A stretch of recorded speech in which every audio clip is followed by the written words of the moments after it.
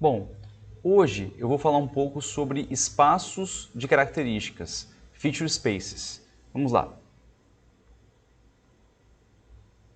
Ahn, bom, na aula eu vou falar sobre um pouco de introdução, né, sobre espaços de características, introdução à seleção de características e alguns métodos de seleção de características que a gente vai ver nos próximos vídeos.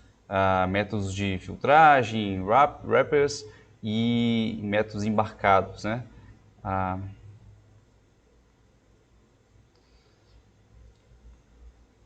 Bom, o que é então um espaço de características? O espaço de características, a gente fala que é um espaço matemático, né? É um espaço matemático n-dimensional, definido pelas n características dos seus dados, do seu banco de dados, né? Não incluindo, é claro, o alvo, né? A saída, no caso, né?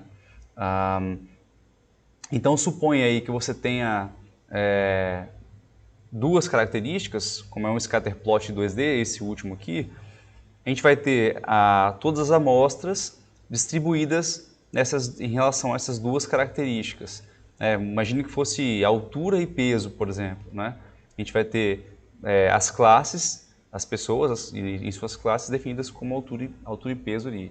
Mas pode ser 3D, né? Poderia ser a altura, peso e cor do cabelo, por exemplo.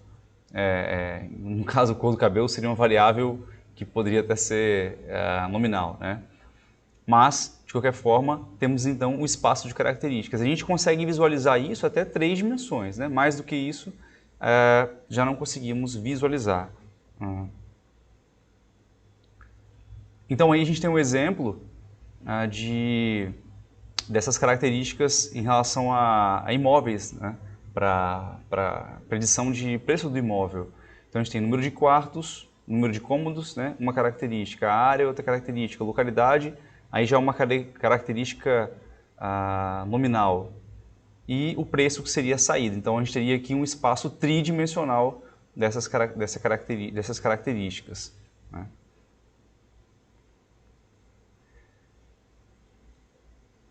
E aí, bom, se a gente tivesse um espaço de duas dimensões de características, x0 e x1, o ideal seria, como o gráfico da esquerda, seria linearmente separável, né? Esse é o ideal, que você passa uma linha reta aqui e está separado. Mais realista aí seria algo como a figura do meio, que seria, você não consegue passar uma linha reta, né? Mas você poderia utilizar, se fosse um SVM, um kernel, por exemplo, fazendo uma curva ali e conseguiria já classificar. E, em último caso ali, algo que seria mais problemático ali, né, com as classes não separáveis de forma alguma ali. Você teria que fazer extrair mais alguma característica, fazer alguma coisa para conseguir mandar isso para um classificador de fato, né? Os dados assim tão sujos, é muito difícil o classificador ter sucesso. Então, consiste a classificação dos dados em desenhar um limiar aí de separação, né? Então, o modelo que ele faz é desenhar esse limiar tão complexo quanto for necessário. Nesse caso bem simples aqui, para duas dimensões, mas para mais dimensões a gente não consegue visualizar, né? E esse limiar é utilizado para quando surge um novo dado,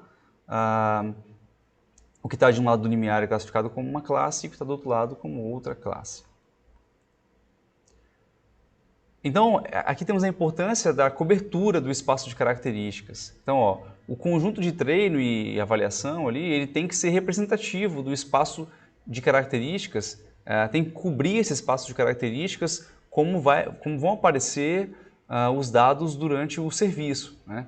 Então, eu não posso, por exemplo, ter um treinamento, um conjunto de treino e avaliação que não cobre o espaço de características e quando eu for para o serviço, eu ter características que estão fora do espaço que foi delineado ali pelo conjunto de treino e avaliação.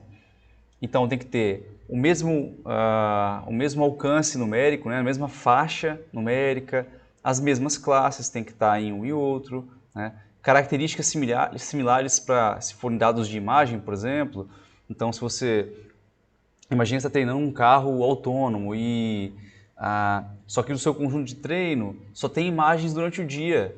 E aí você coloca para rodar depois do serviço e a pessoa sai à noite e para de funcionar, porque as características de imagens são diferentes. É claro que isso é um exagero, né? Mas isso também pode acontecer, né?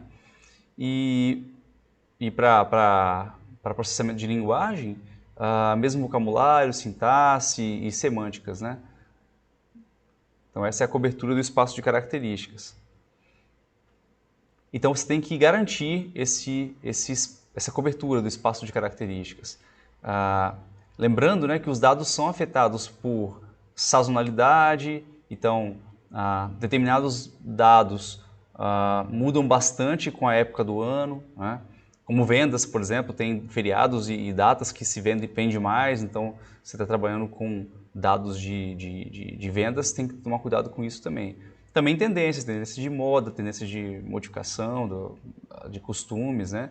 E drift, né? O desvio de dados, como a gente já comentou.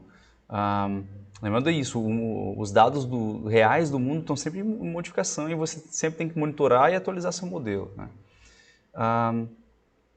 Então, quando você estiver servindo os dados, né, quando estiver em serviço, você pode se deparar com novos valores nas características e novos labels e ter que atualizar o seu modelo. Então, monitoramento contínuo, né, chave aí para o sucesso. É isso aí.